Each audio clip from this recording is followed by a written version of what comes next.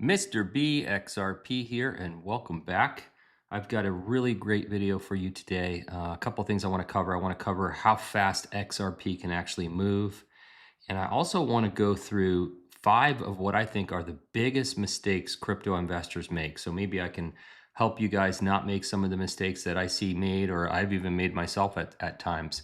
So let's go through it. Right now, the market's doing a whole lot better today than it was yesterday. Things are starting to move up, although the fear is it's at 23, which is extreme fear. So we're still in the fear category, but we're starting to move in the green again. Bitcoin's at 102,775. Ethereum's at 3,356. Tether's holding comfortably at $1, and XRP's at $2.27. It dipped almost, God, it was almost at $2 yesterday. So it really got down there. The first thing I want to talk about is how fast and hard XRP moves. And this is the XRP chart on CoinMarketCap from its inception until today. And the most massive move we ever saw was in December of 2017. And we saw XRP go from, it was about 23 or 25 cents to $3.84 in, I believe it was 25 or 27 days. It was unbelievable, absolutely unbelievable. Now there's some, people disagree with, did it hit $3.84? So there's some controversy there. It did hit it on some different exchanges, but some say it never really hit that number, but it was pretty close. So I use the $3.84 as the number.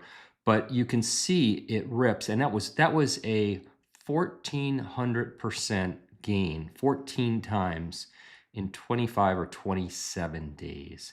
And you can see it's done some other rips along the way. We recently had one here. The point being is this, when we have down times like we're having now, just understand, you've got to be in the position before this happens. And we're going to talk a little bit about that and when I get to the 5 mistakes that I think investors make. But you've got to be in these positions before this happens. And that's why one of the best things to do is to buy and hold when you're in the digital asset market. So I wanted to share that with you because a lot of people get down when they see, the price going down, but you just got to hang in there. All right, let's talk about some other things here. This was from Coin Bureau. U.S. government shutdown is now the longest in history. After 35 days without funding, the shutdown continues. The Senate has now failed 14 times to reopen the government. And Paul Barron had posted, the government is opening this week. Thank you for this, for your attention on this matter. So look, the elections are over, right? So there's a new mayor in New York and a new governor in Virginia and in New Jersey. And, a lot of people are expecting that the government's going to open back up here. So let's just hope it happens. This was Senator Loomis, and she said this live on Bloomberg, and I want you to hear this. Earlier today, I spoke with the senator for the state of Wyoming, Republican Cynthia Lummis, and I began by asking the senator for the latest with the crypto market structure bill. Take a listen. Right now, we're working at the staff level every single day to get the votes necessary in committee to get it out of committee. So these are bipartisan discussions. They are down at the granular level. We're making tremendous progress at that level to try to get a bill ready before the banking committee votes on it, making sure that it incorporates both parties' changes and has been vetted by industry so they'll understand what they're being asked to do from a regulatory point of view. All right, let's get it done. Stop talking, get it done, and let's get the government open back up, please. This was posted by Economic Ninja on Twitter. And it says, the sad truth about BlackRock dumping Bitcoin and Ethereum on the market, most people will fall for this trick. So this gentleman, this is pretty good, actually. Hang on. Hey, everybody. Hope you're doing well. So the big news is that BlackRock has just deposited hundreds of millions of dollars in Bitcoin and around $90 million of Ethereum onto Coinbase just to dump the market. Let me explain something. This is the oldest trick in the book. What's happening is they go out, make the deposit, get everyone fearful, get a bunch of large accounts on X, YouTube, and stuff to start reporting on it, some news outlets. And what happens is retail starts to capitulate and sell out of fear. This happens all the time. It was a big move, total standard player book move in 2017, 2018. Do not sell your crypto. If it goes down a little bit more because some idiot sells it, go buy more. Because what BlackRock is doing is they have other accounts in other subsidiary names that is buying this dip. They're doing all kinds of interesting things where they even hide their purchases. Yes, it's possible. I do it. So that people don't know there's big buyers, but they show the big sell orders. Hopefully you're having a great day. Ninja's out. That's some really, really good advice. I think he makes some really valid statements there, and and that's why the old adage is pay attention to what they do, not what they say. And just because they're moving those assets doesn't mean they're selling them. And you got to pay attention. All right, so let's go into these 5.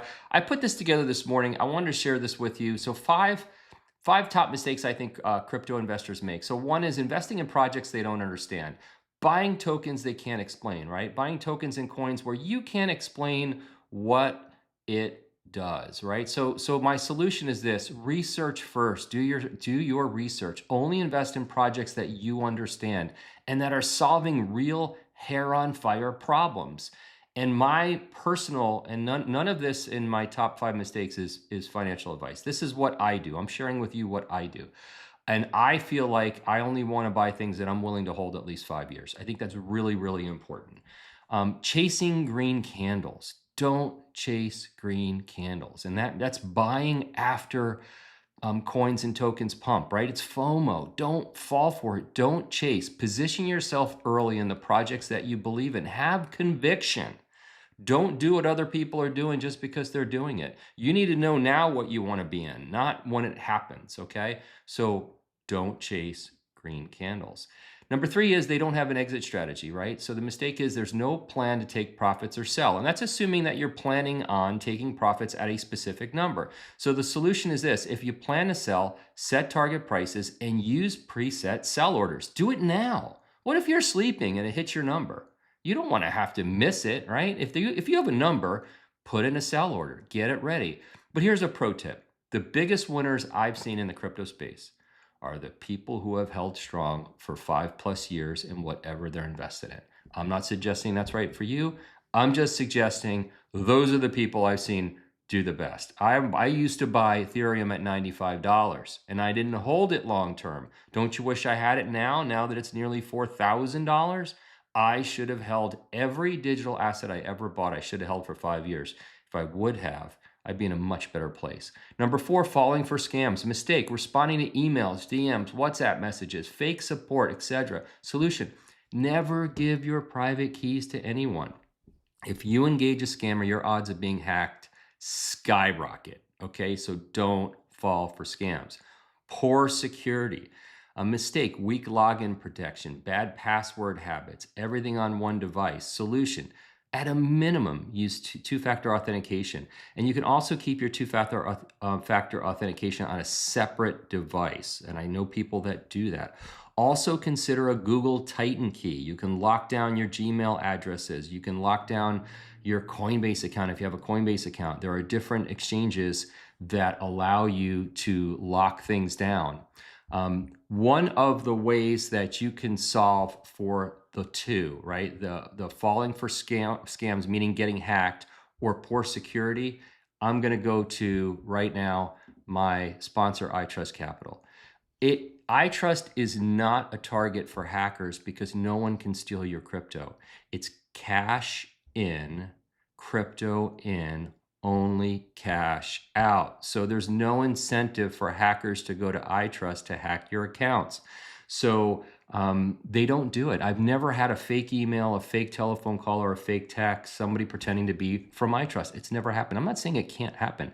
I'm just saying the worst thing that could possibly happen is if somebody hacks my iTrust account, is they could sell out my position and send it to my bank account. And the other thing is security. It is institutional grade custody. You get it in their IRA accounts and you get it in a normal crypto account. And by the way, you can buy and sell in the IRA accounts and the normal crypto accounts 24/7. And the beauty of buying and selling in a tax advantaged account like a traditional IRA or a Roth IRA is you can have tax-free trades when you're selling within your IRA. So that is very, very important. If you're interested in iTrust, check out the link in the description of this video. And if you use my link, you will get a $100 funding bonus. So those are two things that they can help you with on the mistakes that people make. Whale Insider posted this just in. India's Madras High Court legally recognizes XRP as property, granting it protection under criminal law.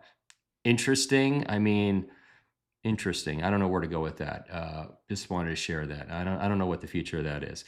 Let's go to the White House. So the president is correcting that wrong, and he has officially ended the Biden administration's war on the cryptocurrency industry, and I think that's the message he sent with this pardon. Karen, yes. I'm back on the... And the war on crypto is officially over. Thank you for that.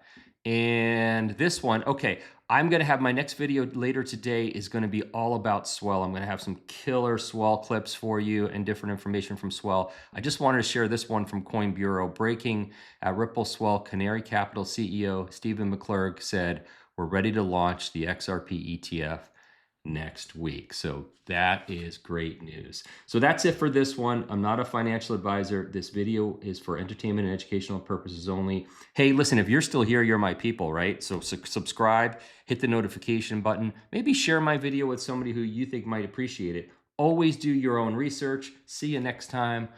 Bye-bye.